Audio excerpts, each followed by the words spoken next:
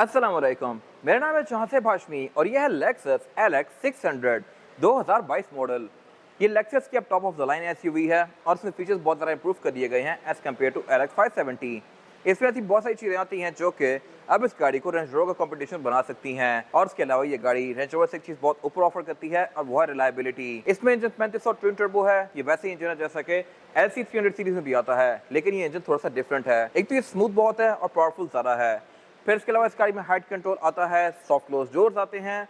Looks के लिहाज से ये बहुत फ्यूचरिस्टिक है। ये सब मैं कवर करूंगा इस रिव्यू में। फिलहाल अगर बात की जाए इस गाड़ी की प्राइस की, तो इसकी डिमांड 11.5 करोड़ रुपए है। ये गाड़ी 22 मॉडल है, 24 इंपोर्ट है, फ्रेश इंपोर्ट है। अगर आपने इसके बारे में कोई इन्फॉर्मेशन लेनी है तो आप इस दिए गए नंबर पर कॉल कर सकते हैं या फिर आप साइकिल मोटरस्पोर्ट को विजिट कर सकते हैं, जो कि रावलपिंडी में DH2 के गेट 1 के ऑपोजिट लोकेटेड है। साइकिल मोटर्स की टोटल 2 ब्रांचेस हैं, एक रावलपिंडी में मई रोड पे और फिर रावलपिंडी में DH2 के गेट 1 के ऑपोजिट। इन दोनों ही ब्रांचेस पे गाड़ियों की बाइंग एंड सेलिंग के साथ साथ गाड़ियों के काम भी किए जाते हैं, जैसे कि tents, ceramic coating, PPF, graphene coating. यहाँ पे गाड़ियाँ फेसलिफ्ट भी की जाती हैं और इसके अलावा यहाँ फिर एक पेंट बूथ भी अवेलेबल है। अगर आपके पास लेक्सस 570 2009-10 वाली शेप है तो आप उसको 2019 में कन्वर्ट करवा सकते हैं साइकिल मोटरस्पोर्ट से। बाकी इसके अलावा वेट वगैरह तो यहाँ पे कन्वर्ट होती रहती हैं। यहाँ फिर एक पेंट बूथ भी अवेलेबल है जहाँ पे बेस्ट क्वालिटी का पेंट किया जाता है। सो गाड़ियों की modification, buying and selling, car care या किसी भी तरह के काम के लिए cycle motors and cycle motorsports is the place. Overall it's a great SUV and today I am going to review it. Let's start with the exterior of this car. लेकिन इस रिव्यू को शुरू करने से पहले मेरे चैनल सब्सक्राइब जरूर कर दीजिएगा और इस वीडियो को लाइक कर दीजिएगा। मैं रोज ही इस तरह के लग्जरियस कार के रिव्यूज लेके आता रहता हूँ और मैंने पहले भी बहुत सारी लग्जरियस कार के रिव्यूज किए हुए हैं। सो गाड़ियों की हर तरह की इन्फॉर्मेशन के लिए चैनल सब्सक्राइब करना मत भूलिएगा। खैर, let's start with the exterior of this car. Looks के लिहाज से ये गाड़ी बहुत फ्यूचरिस्टिक है, लेकिन इसकी ग्रिल बहुत ही ज़्यादा बड़ी कर दी गई है। पहले गाड़ियों के साथ ग्रिल लगी हुई थी, अब लिटरली लगता है कि ग्रिल के साथ गाड़ी लगी हुई है। इसमें ग्रिल ये अच्छी खासी मैसिव दी गई है, लेकिन स्टिल मेरे ख्याल से लुक्स के लिहाज से ये अच्छी लग रही है। बहुत सारे लोगों को ये अजीब लगती है, बट इसका फ्रंट लुक बहुत ज़बरदस्त है। खैर, अगर बात कीजिए इस गाड़ी की हेडलाइट्स की, तो इसका डिज़ाइन मोर और लेस LX 570 जैसा ही है। इसमें DRL की शेप वही दी गई है, L शेप में, जो कि लेक्सस की मोस्टली कार्स में आती है, लेकिन इसके थोड़े से डायमेंशन जो है डिफरेंट कर दिए गए हैं। नीचे की ब्लैंक एरिया ऐड कर दिया गया है, जैसा कि फेसलिफ्ट के बाद V8 मैट कर दिया गया था, रेबो मैट कर दिया गया था, ये फॉर्च्यूनर में भी आता था, इसमें भी दे दिया गया है। और इसके अलावा ये हेडलाइट फीचर के लिहाज से बहुत ज़्यादा लोडेड है। इसमें 3 प्रोजेक्शन लैंप दिए गए हैं, तीनों ही लो के लिए, और इन्हीं में ही हाई भी आती है। और इसके अलावा फिर नीचे यहाँ पे एक कॉर्नरिंग लाइट दी गई है, जो कि मोस्टली ऑफ ही होती है। अब जब इस गाड़ी को टर्न करते हैं तो ये तब ऑन होती है। लुक्स के लिहाज से ये लाइट्स बहुत बेहतर हैं। साइड पे ऑरेंज कलर के एरियाज दिए गए हैं, वैसे ही जैसा कि फोर्ड्स में आते हैं। बाकी इसके अलावा इसके नीचे फिर ये हेडलाइट वॉशर दिए गए हैं। ग्रिल की तरह ही यहाँ पे इसकी फॉग लैंप की ग्रिल भी काफ़ी बड़ी दी गई है और फॉग लैंप बिल्कुल छोटा सा दिया गया है नीचे LED में। वर्किंग इसकी फिर भी पूरी है, तो मेरे ख्याल से इट्स ओके। बाकी गाड़ी फ्रंट पे पार्किंग सेंसर्स ऑफर करती है। लेक्सस का एम्बलम इसमें प्रिंटेड आता है क्योंकि यहाँ पर रडार दिया गया है और ये ग्रिल के थोड़ा सा अंदर दिया हुआ है। ये एक डिस्टिंक्टिव सी चीज़ है, इससे पहले मैंने किसी कार पे ऐसा लोगो नहीं देखा जो थोड़ा अंदर दिया हुआ हो। फिर इसमें नीचे काफ़ी बड़ी बॉडी किट्स दी गई हैं जो कि लुक्स को बेहतर बना रही हैं। बोनट के कट भी इसमें काफ़ी सब्सटेंशियल हैं, लेकिन LX 570 से काफ़ी डिफरेंट हैं। वाइपर इसमें रेन सेंसिंग आते हैं, ऊपर भी कुछ सेंसर दिए गए हैं। इन सब के फीचर्स मैं कवर करूंगा आगे इस रिव्यू के अंदर। और अगर बात की जाए इस गाड़ी की साइड प्रोफाइल की, तो यहाँ भी सब कुछ बहुत ज़्यादा इंप्रूव्ड है और नई जनरेशन वाला ही है। नई जनरेशन में जो कि इस तरह की गाड़ियाँ आ रही हैं, उनमें फेंडर्स काफ़ी हद तक सीधे कर दिए गए हैं। Same goes for this car, फिर इसमें और फेंडर दे दिए गए हैं। और इसके अलावा इसका जो ये रियर व्यू मिरर है, ये भी अब डोर के अंदर माउंटेड है, LC 300 सीरीज की तरह। तो ये चीज़ें वो हैं जो कि अब नई जनरेशन की कार्स में आ रही हैं। फीचर्स के लिहाज से तो ये गाड़ी ऑब्वियसली सबसे ज़्यादा इक्विप्ड है। रिम इसमें 22 इंचेस के हैं, साइड मिरर्स के रिट्रैक्टेबल हैं, एडजस्टेबल हैं, इनमें ऑटो का फीचर है, ब्लाइंड स्पॉट मॉनिटर हैं, हीटर हैं, ऑटो डिमिंग वाला फीचर है इसमें। नीचे यहाँ पे कैमरास दिए गए हैं और इसमें पडलेस भी आते हैं, तो एक साइड मिरर के लिहाज से भी इसमें मैक्सिमम फीचर्स दिए गए हैं। फिर इसके अलावा इसकी विंडोज ऑलमोस्ट जाके एंड तक ही कंटिन्यू करती हैं। और इसके अलावा इस गाड़ी में सॉफ्ट अनलॉक चारों ही डोर्स में दिया गया है, यानी कि मैं कहीं से भी इस गाड़ी को लॉक अनलॉक कर सकता हूँ। सिर्फ यही नहीं, इसमें एक और फीचर भी ऐड कर दिया गया है और वो है सॉफ्ट क्लोज डोर्स वाला। इसको मैं आधा बंद करूँगा तो ये बाकी का खुद बंद होगा, लाइक दिस। ये चीज़ पहले टोयोटा किसी भी कार में ऑफर नहीं कर रहा था, बट अब इस लेक्सस में देना शुरू कर दी है। LC 300 सीरीज में भी नहीं आती, बट इस गाड़ी ने काम शुरू कर दिया है, तो ये मेरे ख्याल से एक बेस्ट चीज़ है। इसके बाद अगर बात की जाए इस गाड़ी की एब्सोल्यूट साइड प्रोफाइल की, तो साइज के लिहाज से ये गाड़ी एक फुल साइज SUV है। इसमें कोई लॉन्ग व्हील बेस या शॉर्ट व्हील बेस वर्जन नहीं आते, ये एक ही साइज में आती है, लेकिन अंदर का लेआउट इसमें डिफरेंट ऑफर होता है। ये गाड़ी 7 सीटर वाली है। इसमें फिर एक और कार भी ऑफर होती है जिसमें सेंटर में सीट नहीं होती, सेंटर में प्रॉपर कंसोल दिया गया होता है, top of line Range Rovers की तरह। ये वो गाड़ी नहीं है। उस गाड़ी की वैल्यू लॉन्ग टर्म में कोई इतनी स्ट्रॉन्ग नहीं रहती क्योंकि वो गाड़ी कोई खास प्रैक्टिकल नहीं है, और टोयोटा और लेक्सस वगैरह अपनी प्रैक्टिकलिटी के नाम पे ही बिकती हैं। खैर, इसमें स्मार्ट क्लोज डोर्स तो दे दिए गए हैं, लेकिन अभी इसका जो ये फुट स्टेप है ये नॉर्मल है। क्या पता आने वाले कुछ टाइम में ये भी ऑटो डिप्लॉयबल आ जाए। बाकी इसके अलावा ये गाड़ी हाइट कंट्रोल ऑफर करती है, ये चीज़ अब रेयर है, पहली चीज़ इतनी रेयर नहीं थी। ऐसी 200 सीरीज यानी कि पुरानी V8 में आती थी, सिग्नस में आती थी, बट अब जाके टोयोटा ने ये चीज़ प्राडो से भी निकाल दी है, लैंड क्रूज़र से भी निकाल दी है, सिर्फ इसमें आती है। इसकी आप हाइट को अपनी मर्जी के लिहाज से रेस और लोअर कर सकते हैं, जबकि LC 300 सीरीज़ के अंदर आपके पास ये ऑप्शन नहीं है। सस्पेंशन उसमें ऑटो एडजस्टेबल आता है, लेकिन वो ऑटो पे एडजस्ट करता है, आप उसको ऊपर नीचे नहीं कर सकते। ये मेरे ख्याल से एक वियर्ड चीज़ है, हाइट कंट्रोल अब इस गाड़ी तक लिमिटेड है। बाकी इसके अलावा कट लाइन्स इसमें थोड़ी डिफरेंट कर दी गई हैं नई वाली जनरेशन में। इसमें जो बैक पे जाके क्रोम दिया गया है ये बहुत थिक हो गया है और इसमें कर्व भी काफ़ी स्ट्रॉन्ग कर दिया गया है, पहले ये इस तरह का नहीं था। रेयर विंडो इसमें प्राइवेसी वाली दी गई हैं, एंट्री और एग्जिट भी इस गाड़ी में आसान है। यहाँ पे प्रॉपर ग्रैब हैंडल्स दिए गए हैं जिनको पकड़ के आप इसके अंदर बैठ सकते हैं, और फीचर्स भी यहाँ पे एक गाड़ी बहुत अच्छे ऑफर करती है, लेकिन कुछ बेहतर हो सकते थे। किस तरह से मैं कवर करूँगा इंटीरियर में जाके। बाकी इसके अलावा ये गाड़ी all time all wheel drive है, यानी कि आप इसको सिर्फ रेयर व्हील पर स्विच नहीं कर सकते। और इसके अलावा ये भी इसकी नॉर्मल हाइट है, इसको आप रेस कर सकते हैं, लोअर भी कर सकते हैं। फिर इसके अलावा इसमें ये नई SUVs की तरह ओवर फेंडर्स भी ऐड कर दिए गए हैं। LC 300 सीरीज़ में आते ऐसे हैं, लेकिन बॉडी किट्स लगाने के बाद वो इतना बड़ा हो जाता है। उसकी भी अपनी एक लुक है, बट मेरे ख्याल से ये लुक थोड़ा ज़्यादा डिसेंट है। और इसके अलावा ये गाड़ी अब तक सनरूफ ऑफर कर रही है, ये मेरे ख्याल से एक वियर्ड चीज़ है। रेंज रोवर्स काफ़ी पहले से पैनोरामिक रूफ ऑफर कर रही थी, अब तो Mercedes C class, E class, छोटी छोटी गाड़ियों के अंदर टेंटो तक के अंदर पैनोरामिक रूफ आने लग गई है, बट इस गाड़ी में सिर्फ सनरूफ आती है। और अगर बात की जाए इस गाड़ी के रॉयल लुक की, तो ये भी पूरी कार की तरह काफ़ी इंटरेस्टिंग है। इसके बैक में जो टेल लाइट्स हैं ये एंड टू एंड कंटिन्यू करती हैं, मोस्टली इलेक्ट्रिक कार्स की तरह। इसकी लुक को ये काफ़ी बेहतर बना रही है, काफ़ी स्लीक सी लाइट एंड टू एंड जा रही है। और इसके अलावा ये भी फिर इसके DRL की तरह ही L शेप में है, और ये सारा ही लावा LED लैंप है। बाकी इसमें एक चीज़ थोड़ी सी अजीब है, और वो ये है कि इसका जो टेल गेट है ये सिंगल ही पीस है, ये पूरा ही टेल गेट ऊपर जाता है। पहले ये स्प्लिट में आ रहा था, स्प्लिट में आने का फ़ायदा ये था कि आप उसमें चढ़ के यहाँ पे बैठ सकते थे, बट इस कार के केस में बैठने की जगह प्रॉपर नहीं दी गई और उसका टेल गेट पूरा ही ऊपर जाता है। I am not sure Toyota ने या लेक्सस ने ऐसा क्यों किया है अपनी कार्स में। Same goes for LC 300 series. बाकी इसके अलावा ये गाड़ी प्रॉपर एक 7 सीटर SUV है, तो इसमें थर्ड रो सीट्स दी गई हैं जिनको मैं इलेक्ट्रॉनिकली यहाँ से रेस और लोअर कर सकता हूँ, और ये सीट्स काफ़ी आगे तक जा रही हैं। इसकी डिग्गी मैंने अब तक जितनी SUVs रिव्यू की हैं, आई एम डेफिनेटली श्योर कि इसमें सबसे ज़्यादा बड़ी है। ये गाड़ी बैक पे अच्छी खासी लंबी है, और यहाँ पे आराम से आप 2 लोग बिठा सकते हैं। इसमें थर्ड रो सीट्स के अंदर भी पैसेंजर के पास लेग रूम उतना ही है जितना कि सेकंड रो पैसेंजर्स के पास होता है। ये मेरे ख्याल से बहुत अच्छी चीज़ है। और इसके अलावा सीट्स को अनफोल्ड करने के बाद भी यहाँ पे थोड़ी बहुत कैपेसिटी बच जाती है सामान रखने के लिए। टूल किट वगैरह इसकी यहीं पे नीचे दी गई है, और इसके अलावा इसके टेलगेट के अंदर भी स्पीकर्स आते हैं। बाकी इसके टेलगेट की हाइट को मैं एडजस्ट कर सकता हूँ, एडजस्टमेंट की गाइड मैंने ऑलरेडी बनाई हुई है। डिग्गी तो इसकी अच्छी खासी स्पेशियस है, लेकिन अगर मैं इसको और स्पेशियस बनाना है तो मैं इसकी सेकंड रो सीट्स को भी फोल्ड कर सकता हूँ। बाकी इसके अलावा बैक पे ये गाड़ी पार्किंग सेंसर्स ऑफर करती है, नीचे बॉडी किट्स दी गई हैं। एग्जॉस्ट के लिए इसमें प्रॉपर ओपनिंग नहीं दी गई, एग्जॉस्ट यहाँ पे नीचे इसका छुपा ही दिया गया है। बाकी वाइपर भी इसका सामने दिया गया है, I am not sure why. Prado में पहले स्पॉइलर के अंदर था। बाकी इसके अलावा यहाँ पे कुछ खास है नहीं। इसके बाद अगर बात कीजिए इस गाड़ी के इंटीरियर की, तो इंटीरियर इसका पहले वाली लेक्सस से बहुत सारा लग्जरियस है और फीचर्स के लिहाज से बहुत सारा इक्विप्ड है। यहाँ मोस्टली चीज़ें बहुत बेहतर हैं, लेकिन एक चीज़ मुझे इसमें वर्स्ट लगी है, और वो है इस गाड़ी का मीटर। मैं कवर करूँगा अभी आगे। फिलहाल अगर बात कीजिए इस गाड़ी के स्टीयरिंग व्हील की, तो स्टीयरिंग व्हील इसका ऑल टुगेदर रीडिजाइंड है। ये स्टीयरिंग व्हील पहले से बहुत सारा बेहतर है, और लेक्सस में हमेशा से स्टीयरिंग काफ़ी छोटा सा आता है। ये स्मार्ट सा स्टीयरिंग है जिसकी फील काफ़ी स्पोर्टियर सी आती है, और इसके अलावा इसमें पैडल शिफ्टर्स भी दिए गए हैं। इसके पैडल शिफ्टर का डिज़ाइन भी थोड़ा यूनिक है as compare to mostly cars, और इसके अलावा इसमें लेफ्ट राइट स्पोक को डिफरेंट कंट्रोल्स दिए गए हैं।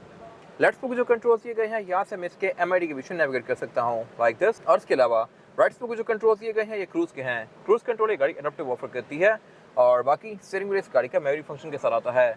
जब भी मैं इस गाड़ी को ऑन और ऑफ करूँगा तो इसका स्टीयरिंग व्हील नीचे आएगा और सीट आगे जाएगी। ये अगेन मेरे ख्याल से काफ़ी अच्छी चीज़ है, बट ये काफ़ी पहले से आ रही है। और अगर बात कीजिए हेडलाइट के स्टॉक्स की, तो ये पीस में यूनिक है as compare to any other Toyota और लेक्सस। वैसे लेक्सस टोयोटा में बहुत सारे पार्ट्स शेड होते हैं, बट इस कार के केस में मोस्टली चीज़ें नहीं बनाई गई हैं। इसकी फील बहुत सब्सटेंशियल सी है। फॉग के कंट्रोल और हेडलाइट के कंट्रोल इसके यहीं पर दिए गए हैं। लेफ्ट पे इसके वाइपर के कंट्रोल हैं, और वाइपर भी इसके ऑटोमेटिकली बारिश को सेंस करके ऑन और ऑफ होते हैं। फिर इसके अलावा इस स्टीयरिंग व्हील की जो ये ग्रिप्स हैं साइड्स वाली, ये हीटेड हैं। ये अगेन मेरे ख्याल से एक अच्छी चीज़ है, और अब इसमें एक ऑटो का फीचर भी आता है, यानी कि अगर मैं इसको ऑटो पे कर दूंगा और मैं हीटर ऑन करूंगा तो हीटर के साथ इसका स्टीयरिंग व्हील भी गर्म होना शुरू हो जाएगा। और अगर बात की जाए इस गाड़ी का मीटर की, तो मीटर इसका कहीं से भी LX 600 का मीटर नहीं लगता। ये लगता है किसी चंगान वगैरह का मीटर है। चंगान में भी इसी तरह छोटी स्क्रीन आती है और साइड पे डायल्स दिए गए हैं। इस कार के केस में भी सेंटर में छोटी स्क्रीन दी गई है, और उससे भी छोटा एरिया इसका कॉन्फ़िगर हो सकता है। सेंटर में जो छोटा सा एरिया है, आप इसमें गाड़ी की स्टैट्स चेक कर सकते हैं। बाकी जो डायल है ये फिक्स ही है, और इसके साइड पे इसका temperature gauge, oil gauge, voltage का गेज और फ्यूल गेज दिया गया है। और इसकी नीडल भी बहुत छोटी सी हैं, नीडल छोटी सी है लेकिन इसकी जो सेंटर वाली ग्रिप है वो बहुत मोटी दी गई है। तो मेरे ख्याल से मीटर बहुत ज़्यादा बेहतर हो सकता था। इसकी कंपटीशन 2014-15 से पूरी स्क्रीन तो ऑफर कर रहे हैं रेंज रोवर वगैरह, बट इस कार के केस में यहाँ पे अभी भी स्क्रीन नहीं दी गई। तो ये मेरे ख्याल से थोड़ा सा एंशिएंट लग रहा है इस कार के हिसाब से। बाकी यहाँ पे गाड़ी आपको बहुत सारी डिफरेंट चीज़ शो करवाती है, जैसे कि ट्रिप्स, एवरेज किलोमीटर पर litre, tyre pressure monitor, outside temperature, compass. इसके अलावा आप यहाँ पे गाड़ी के बहुत सारे फीचर्स को ऑन और ऑफ कर सकते हैं। और इसमें जो एक ये बंदा बना हुआ है जो झुका हुआ है, ये बेसिकली इसका एक फीचर है। इस फीचर को अगर आप ऑन करते हैं यहाँ से, तो ये गाड़ी जब भी बंद होगी तो ये अपनी हाइट को ड्रॉप कर देगी, ताकि आपको इससे निकलना और इसमें बैठना आसान हो जाए। जैसी गाड़ी चलना शुरू होती है तो ये अपनी हाइट गेन कर लेती है दोबारा से। ये मेरे ख्याल से एक इंटरेस्टिंग फीचर है। अगर बात की जाए मीटर की हाउसिंग की, तो ये पूरी ही लेदर की फिनिश में है और इसमें हेड्स अप डिस्प्ले भी दिया गया है, जो कि अगेन LC300 सीरीज की तरह काफ़ी ज़्यादा इक्विप्ड है फीचर से। इसमें ये गाड़ी आपको RPM शो करवा रही है, स्पीड शो करवा रही है, गियर शो करवा रही है और लेन शो करवा रही है। और इसके अलावा डैशबोर्ड की पूरी ही फिनिश काफ़ी इंटरेस्टिंग सी है, हाई क्वालिटी है। डैशबोर्ड के सेंटर में एक सबवूफर दिया गया है और सबवूफर से पीछे इसकी एक काफ़ी बड़ी मल्टीमीडिया स्क्रीन दी गई है। LX 570 में स्क्रीन बहुत बड़ी थी, लेकिन वो स्क्रीन टच में नहीं थी। उसको यूज़ करने के लिए नीचे यहाँ पे एक ट्रैक पैड दिया गया था, और वो मेरे ख्याल से बड़ी वियर्ड चीज़ थी, क्योंकि उसको यूज़ करना बहुत मुश्किल था। इस कार के केस में ये स्क्रीन टच में है। और इसके अलावा नीचे यहाँ पे एक और स्क्रीन दी गई है क्राउन की तरह। क्राउन RS एडवांस 2020-21 वाली में यहाँ पे नीचे एक और स्क्रीन थी, ऊपर एक और स्क्रीन थी, बट उसके केस में ऊपर वाली स्क्रीन टच में नहीं थी।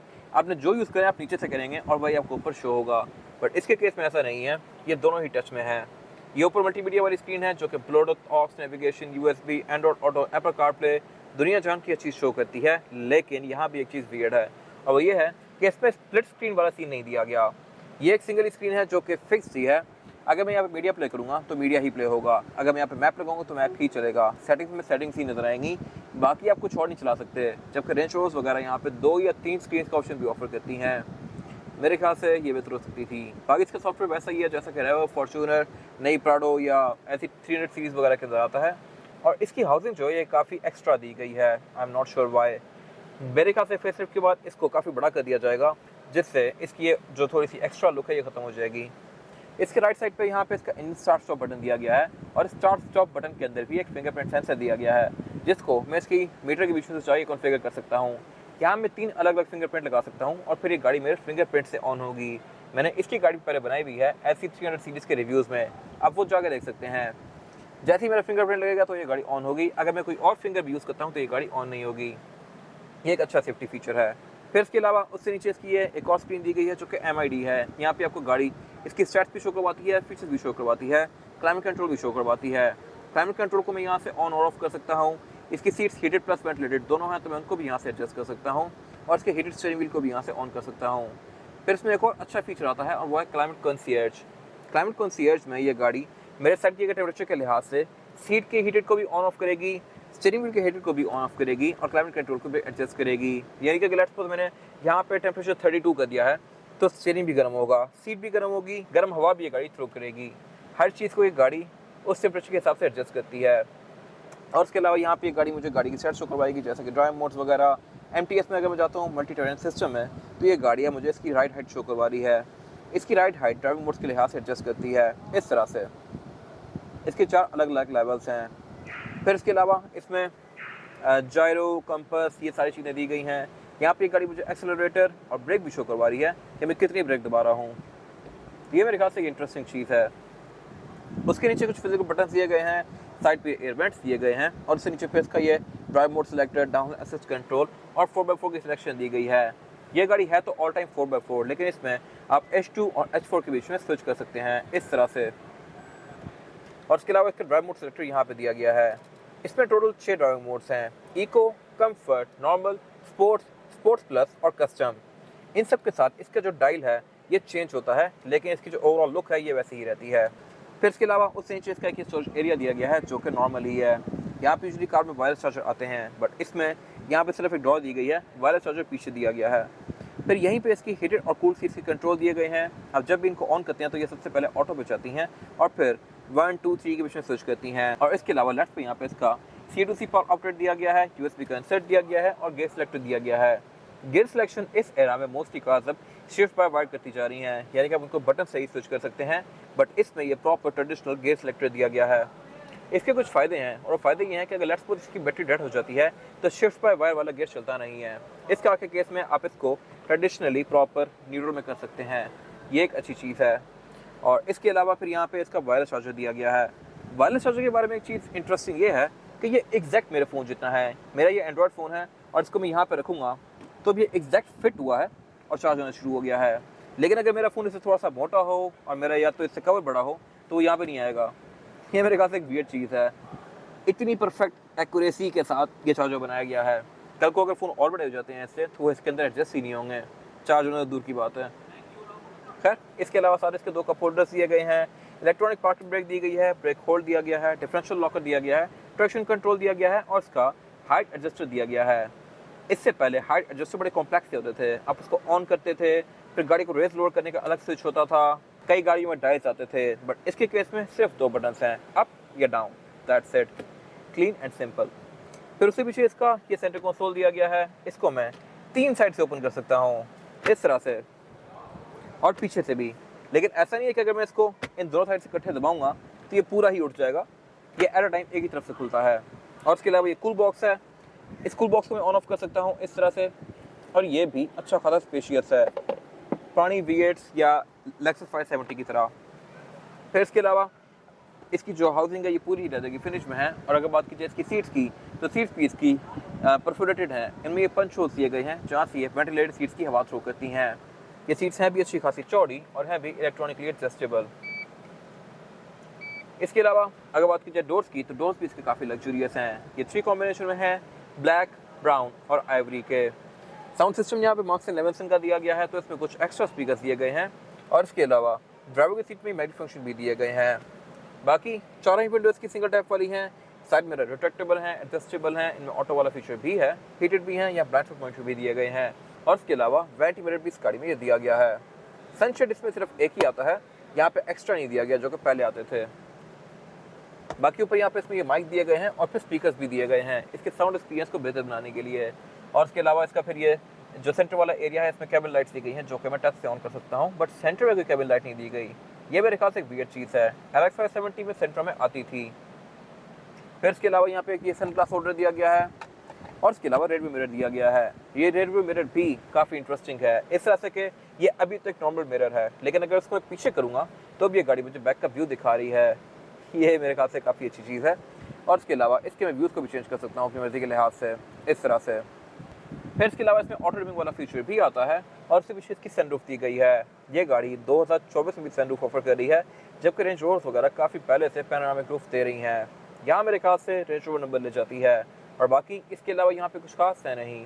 और अगर बात की जाए इस गाड़ी में रेयर पैसेंजर्स के लिए सीटिंग कैपेसिटी की तो ये बैक पे ठीक है, कोई बहुत सारा स्पेशियस नहीं है। मेरे पास लेग रूम यहाँ पे सफिशिएंट है और हेडरूम भी। यहाँ पे लेग रूम बस पूरा होने की वजह यह है कि इसमें थर्ड रो पैसेंजर्स के लिए भी अच्छा खासा लेग रूम दिया गया है। जितना यहाँ पे है इतना ही ये ऐसे थोड़ा सा ज़्यादा बैक पे भी दिया गया है। ये मेरे ख्याल से एक अच्छी चीज़ है। फिर इसके अलावा LX 600 में 2 लेआउट ऑफर होते हैं। एक तो ये वाला, इसमें बैक पे 3 लोग बैठ सकते हैं आसानी से, लेकिन फिर एक और लेआउट है जिसमें बैक पे सिर्फ 2 ही लोग बैठते हैं। उसमें यहाँ पे सेंटर से कंसोल चाह रहा होता है और वो गाड़ी काफ़ी रेयर है और काफ़ी लग्जूरियस है। ये लेआउट ज़्यादा प्रैक्टिकल है, वो लेआउट बहुत लग्जूरियस है। वो गाड़ी 4 लोगों के लिए ही डिज़ाइन की गई है। खैर, फीचर्स मोर लेस सेम ही हैं। रेयर पैसेंजर्स के लिए यहाँ पे भी क्लाइमेट कंट्रोल दिया गया है, एयर वेंट्स दिए गए हैं सेंटर में, पाँव पे और सर पे भी, और इसके अलावा इसमें बैक पे भी सीट्स हीटेड भी हैं और वेंटिलेटेड भी हैं। तो ये मेरे ख्याल से काफ़ी अच्छी चीज़ है। फिर इसके अलावा सेंटर में प्रॉपर क्लाइमेट कंट्रोल दिया गया है फ्रंट की तरह ही, और इसमें फिर नीचे HDMI का पोर्ट दिया गया है, 2 C2C पावर आउटलेट दिए गए हैं, एक सिग्नल लाइटर दिया गया है, और इसके अलावा यहाँ पे प्रॉपर 2 स्क्रीन दी गई हैं रेयर पैसेंजर्स के लिए। इनको मैं ऑन करके यहाँ पे अपना मल्टीमीडिया प्ले कर सकता हूँ। और इसके बारे में एक बेस्ट चीज़ ये है कि ये स्क्रीन भी टच में है। पहले लेक्सस में फ्रंट भी टच नहीं होती थी, बैक भी टच नहीं होती थी, बट इस कार के केस में ये सारी ही स्क्रीन अब टच में हैं। इनको मैं इस तरह से यूज़ कर सकता हूँ यहाँ बैठ के। फिर इसके अलावा बाकी ऊपर इसमें केबल लाइट्स दी गई हैं जो कि LED में है। स्पीकर इसमें बैक पे यहाँ ऊपर भी आते हैं और डोर्स में भी आते हैं। बैक पे फिर ये गाड़ी प्राइवेसी कर्टन्स भी ऑफर करती है LX 570 की तरह, लेकिन ये मैनुअल है। रेंज रोवर्स वगैरह ये ऑटोमेटिक ऑफर करती हैं। रेयर विंडोज़ की प्राइवेसी वाली हैं, ये सिंगल टैप वाली भी हैं। और इसके अलावा फिर सेंटर में की सेंटर कंसोल दिया गया है जिसको निकाल के मैं एज एन आर्मरेस्ट यूज़ कर सकता हूँ, और इसमें 2 कप होल्डर्स भी दिए गए हैं। बाकी इसके अलावा ये गाड़ी बैक पे एयर बैग्स ऑफर करती है, सीट बेल्ट ऑफर करती है, आइसोफिक्स के पोर्ट्स ऑफर करती है, और इसके अलावा यहाँ पे कुछ खास है नहीं। इसके बाद अगर बात की जाए इस गाड़ी के इंजन की, तो इंजन इसमें अब एक ही ऑफर होता है 35 सीसी ट्विन टर्बो V6। ये इंजन वैसा ही है जैसा कि लैंड क्रूजर 300 सीरीज में आता है, लेकिन ये थोड़ा सा रिफाइंड है। रिफाइंड इस तरह से कि इसकी नॉइज़ ना होने के बराबर है। इसका स्टार्टअप भी थोड़ा सा डिफरेंट है और परफॉर्मेंस फिगर्स भी बेहतर हैं। ये गाड़ी लिटरली स्टार्ट होकर पता नहीं लगता कि स्टार्ट करी हुई है। अभी आप सुन रहे हैं कितनी नॉइज़ है एनवायरमेंट में, ठीक है। फिर मैं इस गाड़ी को स्टार्ट करूँगा तो फिर आप तब चेक कीजिएगा। अभी ये साउंड है, गाड़ी बंद है, ठीक है। अब मैं इस गाड़ी को ऑन करता हूँ।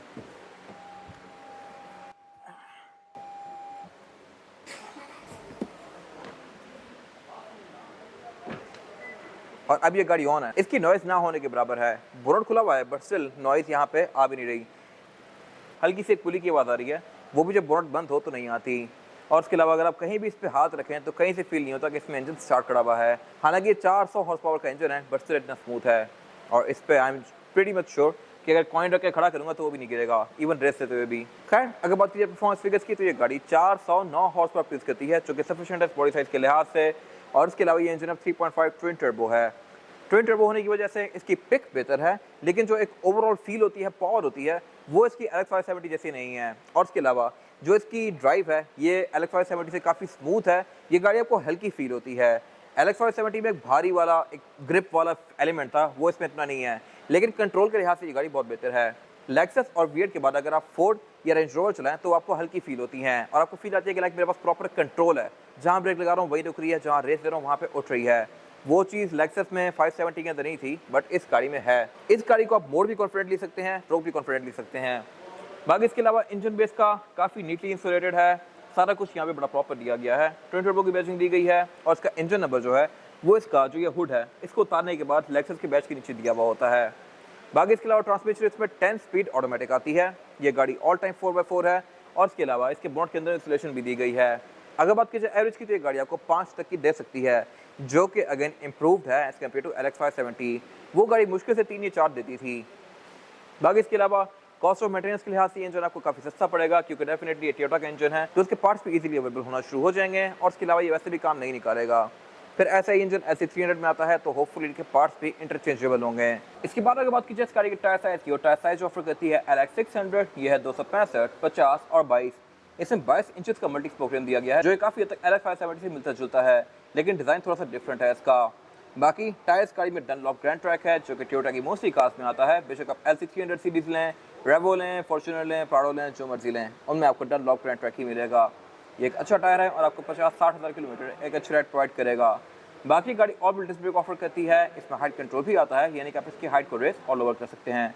फिर इसमें ABS, traction control, driving mode, ये सारी चीज़ें आती हैं, जो कि मिलकर इसकी राइड को काफ़ी अच्छा बनाती हैं। ये था आज का रिव्यू। अगर आपको ये रिव्यू पसंद आया है तो इस रिव्यू को लाइक कीजिए, मेरे चैनल को सब्सक्राइब कीजिए, और अगर आपके पास इस गाड़ी से रिलेटेड कोई भी राय है तो उसको कमेंट सेक्शन में शेयर जरूर कीजिएगा, ताकि वो लोग जो गाड़ी लेने वाले हैं वो आपकी राय से फ़ायदा उठा सकें। अपना ख्याल रखिएगा। Thank you.